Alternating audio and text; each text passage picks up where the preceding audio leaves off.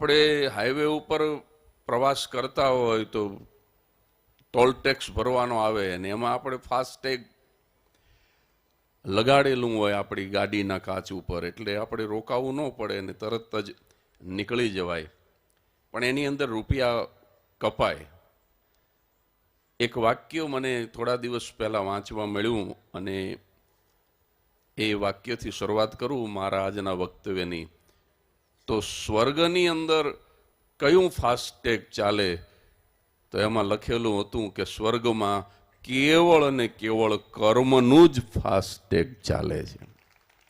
કારણ કે અહીંથી ન તો આપણે પૈસો લઈ જઈ શકીએ, ન તો પદ લઈ જઈ શકીએ, ન તો પ્રતિષ્ઠા લઈ જઈ શકીએ, પણ આપણા કર્મો અચૂક આપણી સાથે આવતા હોય છે. પછી એ સારા હોય કે ખરાબ, અને એ પ્રમાણે જીવની ગતિ થતી હોય છે.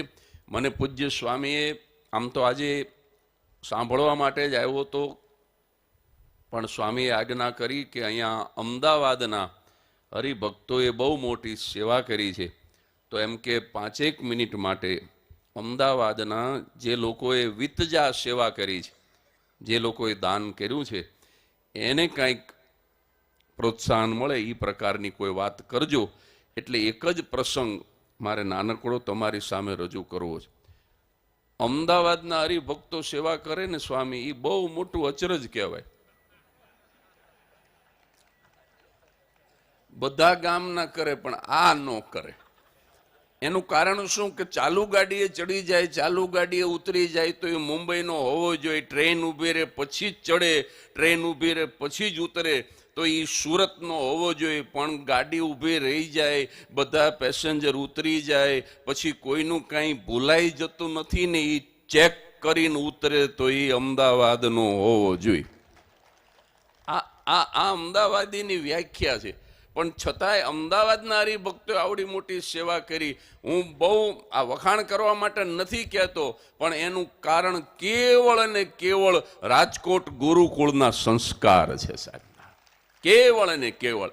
કારણ કે મહામહિમ રાજ્યપાલ શ્રીએ વાત કરીને કે સભ્યતા અને સંસ્કૃતિમાં શું તફાવત છે, બહુ વિગતે એમણે વાત કરી. પણ અમે લોક કલાકારો તો ખાલી એટલી જ વ્યાખ્યા કરીએ સંસ્કૃતિની કે ભૂખ લાગે અને ખાવું પડે એને પ્રકૃતિ કહેવાય, પણ એ ખાધેલું પચાવવા માટે જો ટીકડીઓ લેવી પડે તો એને વિકૃતિ કહેવાય. પણ 3 દિવસથી ખાધું ન હોય, 3 દિવસથી ખાવાનું મળ્યું જ ન હોય, અને ચોથા દિવસે થાળીમાં એક સૂકો રોટલો આવીને પડે અને એનું બટકું તોડીને મોઢામાં મૂકવા જાઓ અને આંગણામાં જો ભૂખો મહેમાન આવી જાય તો એ રોટલો મહેમાનને આપીને ઊભો થઈ જાય ને, એને સંસ્કૃતિ કહેવાય. એટલે આ સંસ્કૃતિના બીજ જે રાજકોટ ગુરુકુળની અંદર તમારી બાલ્યાવસ્થામાં તમારા માનસમાં જે રોપવામાં આવ્યા છે, એ બીજના કારણે એ બીજ અત્યારે છોડને છોડમાંથી વૃક્ષ થયું અને પછી આપે ઉદાર હાથે ધનની વર્ષા કરી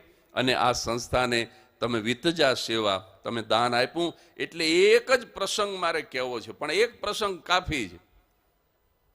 એક બાપ અને દીકરા વચ્ચે ખૂબ સારો મનમેળ, પણ એક નાનકડી વાતને લઈને ક્યારેક ક્યારેક મતભેદ થતો. શું કે બાપ છે ને એ વાદળી રંગના કાણાવાળા મોજા પહેરી લે અને દીકરો જોઈ જાય એટલે તરત જ બાપાને કહે કે બાપા કાઢી નાખો. આપણે ગરીબ હતા ત્યારની વાત જુદી છે, હવે તો આપણા ઉપર ઈશ્વરની કૃપા થઈ ગઈ, સંતોના આશીર્વાદ ફળ્યા, ઘનશ્યામ મહારાજની કૃપા થઈ, હવે આપણો ધંધો ધમધોકાર ચાલે છે. હમણાં જો 1 ડઝન નવા મોજા તમારા માટે લઈ આવ્યો અને એ નથી પહેરતા અને તમે આ અંગોઠો દેખાય એવા વાદળી રંગના કેમ પહેરો છો? આ મોજા કાઢી નાખો. બાપા કે પણ મારે ક્યાં બૂટ કાઢવા છે?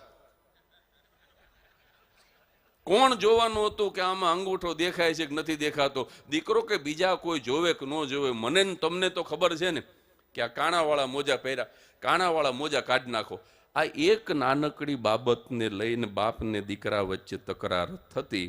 બાકી બહુ સારો મનમેળ, દીકરો બાપને ખૂબ આદર આપે. આવું 2-3 વખત બન્યું હતું.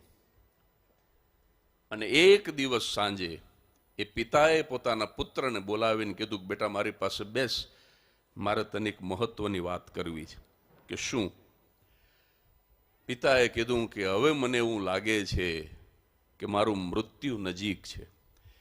હું બહુ થોડા દિવસનો મહેમાન છું. ત્યાં તો છોકરો ઊભો થઈ ગયો. એ કે પપ્પા એવું ન બોલશો. તમે કેટલી મહેનત કરીને અમને બધા ભાઈ બહેનને ભણાવ્યા, ગણાવ્યા, પરણાવ્યા, સમાજમાં રહેવાને માટે લાયક બનાવ્યા. તમે રાત પાળીની નોકરી કરી કરીને અમારા દિવસોને ઉજળા કર્યા. તમે મરી જવાની વાત ન કરશો. તો કે ના, મને સૂજી ગયું છે. હવે હું બહુ વધારે નહીં જીવું, પણ જો તું મને ખરેખર ચાહતો હોય તો મારી એક અંતિમ ઈચ્છા પૂરી કરીશ. દીકરો કે હું વેચાઈ જઉં અમદાવાદની બજારમાં. તમારી ઈચ્છા પૂરી કરવા માટે મારે વેચાઈ જવું પડે તો હું વેચાઈ જઉં, પણ તમારી ઈચ્છા પૂરી કર્યા વગર ન રહું. એના બાપે કીધું કે એક પણ રૂપિયાનો ખર્ચ ન થાય ને છતાં પૂરી થઈ જાય એવી ઈચ્છા છે, તારે વેચાવું નહીં પડે. તો કે શું ઈચ્છા છે? અને ત્યારે બાપ બોલ્યો એક સાંજે કે હું મરી જાઉં પછી જો તું મને ખરેખર ચાહતો હોય તો એક જ નાનકડી ઈચ્છા છે કે જ્યારે મને અંતિમ વિદાય આપો ને, મારી જ્યારે અંતિમ યાત્રા શરૂ થાય, નનામી તૈયાર થઈને મને જ્યારે વિદાય કરો, ત્યારે મને વાદળી રંગના કાણાવાળા મોજા પહેરાવીને પછી વિદાય કરજે. દીકરો કે આવી ઈચ્છા? તો કે આ એક ઈચ્છા છે, તારાથી પૂરી થાય તો કરજે. ત્યાં બાપ દીકરો છૂટા પડી ગયા અને સાહેબ એક જ અઠવાડિયા પછી પિતાને તાવ આવ્યો અને 3 દિવસનો તાવ, અને ચોથા દિવસે બાપ ધામમાં જતો રહ્યો. 11 જ દિવસ થયેલા આ મુલાકાતને અને આ વાતને. અને નનામી તૈયાર થતી હતી, પુત્રને પોતાના પિતાના અંતિમ શબ્દો યાદ આવ્યા. એને થયું કે બાપની અંતિમ ઈચ્છા તો પૂરી કરવી જ જોઈએ. એટલે કાયમ જે મોજા કઢાવી નાખતો, તે દિવસે કબાટની અંદર નવા મોજાને આઘા કરી અને એ કાણાવાળા મોજા જે ગમતા નહોતા એ મોજા પોતે જાતે લઈ આવ્યો. પિતાનું શબ જમીન ઉપર પડ્યું હતું અને જાતે એ મોજા પહેરાવ્યા. થોડી વાર થઈ ત્યાં ભૂદેવો આવ્યા, જ્ઞાતિના આગેવાનો આવ્યા, વિદ્વાનો આવ્યા. કોઈકે કીધું કે આ મોજા કોણે પહેરાવ્યા? છોકરો કે મેં પહેરાવ્યા. કાઢી નાખ મોજા. તો કે ન કાઢું. અરે કે હિન્દુ સનાતન વૈદિક ધર્મનો નિયમ છે કે માણસ જે સ્થિતિમાં આવ્યો હોય આ પૃથ્વી ઉપર એ જ સ્થિતિમાં વિદાય થવો જોઈએ. જેવી એન્ટ્રી એવી એક્ઝિટ. આપણા ધર્મમાં સૂટ ને બૂટ ને ચશ્મા ને ગોગલ્સ ને સિગારેટનું પેકેટ ને વિસ્કીની બોટલ ને આ હિન્દુ ધર્મના સંસ્કાર નથી. નગ્ન આવે છે માણસ અને બિલકુલ નગ્ન જવો જોઈએ. હિન્દુ સનાતન વૈદિક ધર્મના નિયમ પ્રમાણે મોજા કાઢી નાખ. છોકરો કે ન કાઢું, મારા બાપની અંતિમ ઈચ્છા છે. બગડાટી બોલી સાહેબ, ટોળું ભેગું થઈ ગયું. અને છોકરો કે હું મોજા ન કાઢું. અને 10-15 મિનિટ સુધી આ બધો કોલાહલ ચાલ્યો. અને પછી એ છોકરાના 72 વર્ષના ફુવા એ એક હાથમાં કવર એન્વલપ લઈને આવ્યા. કે ઉભારો, આ મારો સાળો આજથી 10 દિવસ પહેલા મને કહેતો ગયો છે. બધા કે શું? તો કે એણે આગાહી કરી હતી કે હું મરી જાઉં પછી મોજા માટે થઈને બગડાટી બોલશે. આગાહી કરીને ગયેલો કે આ વાદળી રંગના કાણાવાળા મોજા હું મરી જાઉં પછી હક નહીં લેવા દે. પણ ઝઘડો બરાબર જામે ત્યારે આ પત્ર મને આપીને ગયો છે મારો હાળો કે બધા જ જ્ઞાતિજનો ઉપસ્થિત હોય, બધા જ આબાલ વૃદ્ધ સૌ હાજર હોય, ત્યારે આ મારા એકમાત્ર પુત્રને ઉદ્દેશીને મેં એક મારા જીવનનો અંતિમ પત્ર લખ્યો છે. એ બધાની વચ્ચે તમે વાંચી સંભળાવજો. આ મારી અંતિમ ઈચ્છા છે. એટલે હવે જો તમે ઝઘડો કરી લીધો હોય તો મને મરનારની અંતિમ ઈચ્છા પૂરી કરવા દો. એટલે બધા કે ભાઈ હવે ઝઘડવું નથી, જલ્દી કવર ખોલો, પત્ર વાંચો, શું લખ્યું. અને એ ફુવાએ કવર ખોલ્યું, અંદરથી પત્ર કાઢ્યો. તો મરનાર માણસે પોતાના એકના એક દીકરાને ઉદ્દેશી બહુ નાનકડો પત્ર લખ્યો હતો. એ પત્ર જેટલા લોકોએ આ સ્વામિનારાયણ ગુરુકુળ શાંતિગ્રામની અંદર દાન આપ્યું છે અથવા તો કોઈ પણ જગ્યાએ દાન આપ્યું છે એ તમામ તો ખાસ સાંભળે, પણ જેને દાન નથી આપ્યું એ લોકો પણ આ પત્રનો એક એક શબ્દ ઘરે લેતા જજો. એ મરનાર માણસે પોતાના એકના એક દીકરાને ઉદ્દેશી અને બહુ નાનકડો અંતિમ પત્ર લખ્યો હતો અને એમાં એટલું જ લખ્યું હતું કે મારા વાલા દીકરા, એક કાણાવાળા મોજા પણ આ દુનિયા સાથે નહીં લઈ જવા દે. કાણાવાળા મોજા એ કઢાવી નાખશે, આ કાણાવાળા મોજા પણ આ જગત સાથે નહીં લઈ જવા દે. માટે જો ઈશ્વરે તને કંઈ આપ્યું હોય તો સમાજના હિતમાં એને વેચતો રહેજે, વેચતો રહેજે, આપતો રહેજે. એટલે સાહેબ, આ બહુ નગ્ન સત્ય છે મારા અને તમારા જીવનનું કે એક કાણાવાળા મોજા પણ આપણે આ પૃથ્વી ઉપરથી ઉપર જ્યાં આપણે જવાના છીએ, અક્ષરધામમાં જ જવાના છીએ, પણ છતાંય હવે જેવી જેની કર્મોની ગતિ, પણ અહીંથી બીજા લોકમાં જતી વખતે મેં કીધું ને, કર્મોનું જ ફાસ્ટેગ ચાલવાનું છે. કાણાવાળા મોજા પણ સાથે લઈ જવાની મનાઈ છે. એટલે સાહેબ, ઈશ્વરે તમને આપ્યું હોય, ઈશ્વરની કૃપાથી, આવા સંતોના આશીર્વાદથી, અને 1 રૂપિયામાં આપણે ભણ્યા હોય સાહેબ, તો એનું ઋણ ચૂકવવાનો જ્યારે આવો અવસર આવે ને ત્યારે સાહેબ પાછા ન પડતા. જે ઉદારતાથી તમે આપ્યું છે એનાથી બમણી ઉદારતાથી તમે એને પાછું આપી અને ઋણ ચૂકવવાનો પ્રયાસ કરજો. તો પણ ઋણ ન ચૂકવી શકાય આ માતૃ સંસ્થાનું.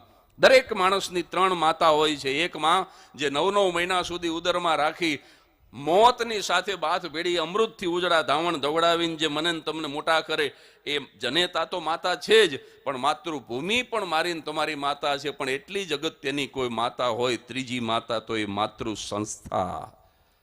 જે સંસ્થામાં તમે ભણ્યા છો, જે સંસ્થામાં મહામહિમ રાજ્યપાલે કહ્યું એ રીતે તમને સંસ્કાર સાથેનું શિક્ષણ મળ્યું છે.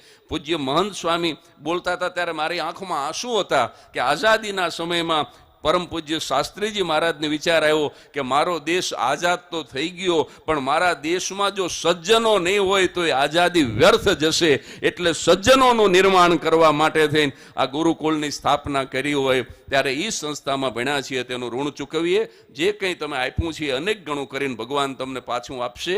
એવી સાત્વિક શ્રદ્ધા સાથે હું મારી વાણીને વિરામ આપું છું. જય શ્રી સ્વામિનારાયણ.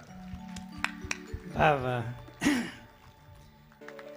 अब मैं ऐसे एक व्यक्तित्व को यहाँ राज्यपाल श्री के पास सम्मान करने के लिए बुलाऊंगा. हमारे जगदीश भाई त्रिवेदी आएंगे यहाँ पर. पद्मश्री विभूषित है, गुजरात के जाने माने हास्य कलाकार है एवं समाज की सेवा उन्होंने बहुत की है. तब वो यहाँ पर आएंगे और राज्यपाल श्री के पास आकर वो सम्मान ग्रहण करेंगे. एक बार कर ध्वनि से हम उनको बधाई देंगे. अब हम सब अपने स्थान पर खड़े होकर राष्ट्रगान के लिए तैयार होंगे.